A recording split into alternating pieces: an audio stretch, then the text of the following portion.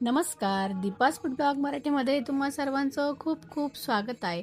तर आज आपण बनवणार आहोत हॉटेलपेक्षाही भारी अगदी मस्त चवीची अशी पालक पनीर बनवणार आहोत, तेही अगदी घरच्या साहित्यात. तर त्यासाठी मी तो एक जुडी पालक घेतलेला आहे. पालक छान असा कोवळा बघून घ्यायचा आहे आणि त्याची जी देठं असतात ना, ती काढून घ्यायची. फक्त आपल्याला पालक घ्यायची आहे. आता इथं गरम पाणी करायला ठेवलेलं आहे. छान पाणी खळखळ उकळी आलेली पाण्याला आणि त्याच्यात आता पालकचा रंग हिरवा राहण्यासाठी 1 चमचा इथं साखर घातलेली आहे. साखर घातल्यामुळे ना पालकचा हिरवा रंग हा तसाच राहतो. आता उकळत्या पाण्यात पालक घातल्यानंतर आपण कमीत कमी हिला 7 ते 8 मिनिटं ही पालक उकडून घ्यायची आहे. आता जसं तुम्हाला तिखट हवं असेल त्यानुसार इथं हिरव्या मिरच्या घालायच्या आहेत. आपण पालक पनीर बनवतोय. जर तुम्ही तिखट खात असाल तर तुम्ही अजून मिरच्या वाढवू शकता.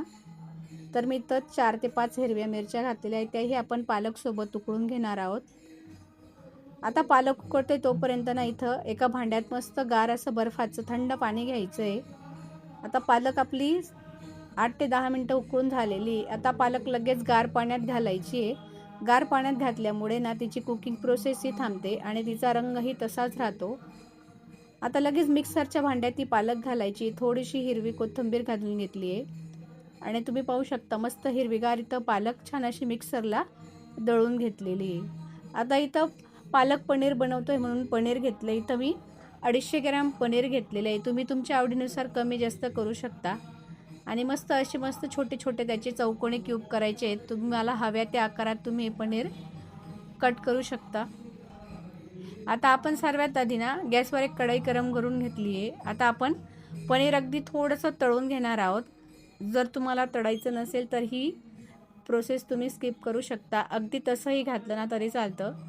पण छान आपली रेस्टॉरंटसारखी भाजी व्हावी म्हणून थोडंसं आपण पनीर अगदी 2 ते 3 मिनटं हे तेलावर परतून घ्यायचं आहे, म्हणजे छान असं मऊ होतं.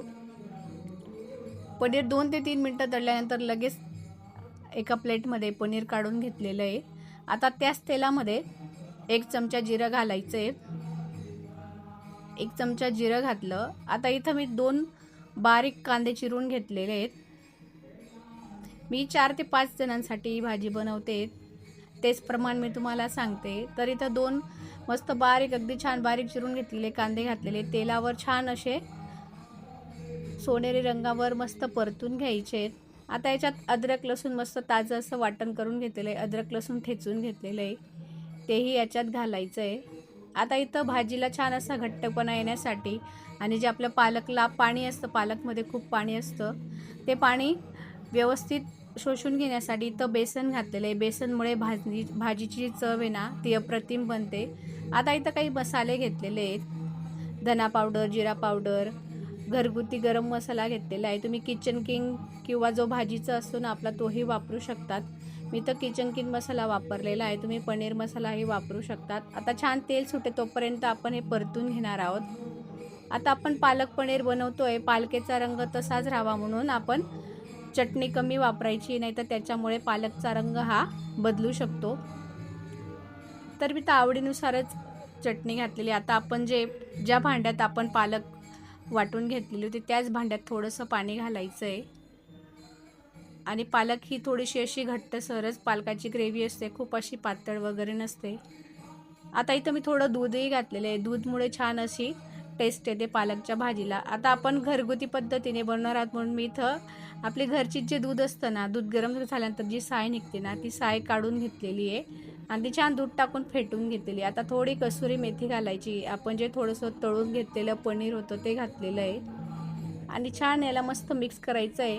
आता आपण पालक शिजवून घेतली त्यामुळे भाजी जास्त शिजवायची नाही आहे.